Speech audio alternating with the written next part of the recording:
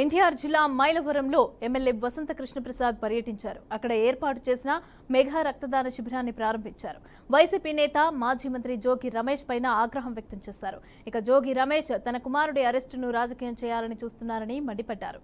ఉద్యోగం ఇప్పిస్తానని సాటి గౌడ కులస్తుడి వద్ద డబ్బులు వసూలు చేశారని ఆరోపించారు. ఇక గుణం లేనివాడు కులం గురించి మాట్లాడటం సిగ్గుచేటని అన్నారు.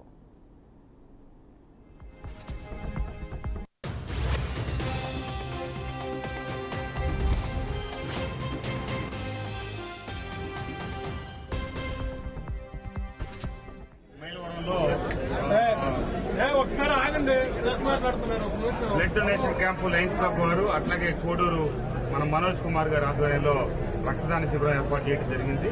దాని ప్రారంభోత్సవానికి వచ్చాం.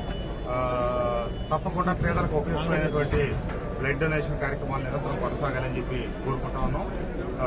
భగవంతుడి దయ వల్ల ఈ సంవత్సరం మంచి వర్షాలు పడ్డాయి. రైతు సోదరులకి సకాలంలో బండి వర్షాలు మన ప్రాంతంలో కూడా బాగా పడ్డాయి. అందరికీ మంచి పంటలు పండాలని కోరుకుంటా ఉన్నాం.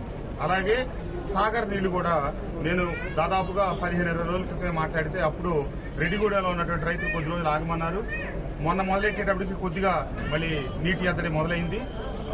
వచ్చే 1-2 రోజుల్లో సంబంధిత నేను ఆల్రెడీ మంత్రి గారిని కలిసి చెరువులు నింపుకోవడం కోసం సాగర్ జలాలు విడుదల చేయాలని చెప్పి అభ్యర్థించడం జరిగింది.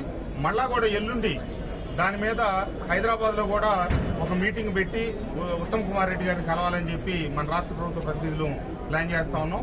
వీలైతే ఎల్లుండి హైదరాబాద్ వెళ్లి వారిని అభ్యర్థించి తక్షణం మన ప్రాంతానికి జోన్ 3లో ఉన్న సాగర్ కాలాలకు నీళ్లు తీసుకొచ్చి ఆ చెరువులు నింపి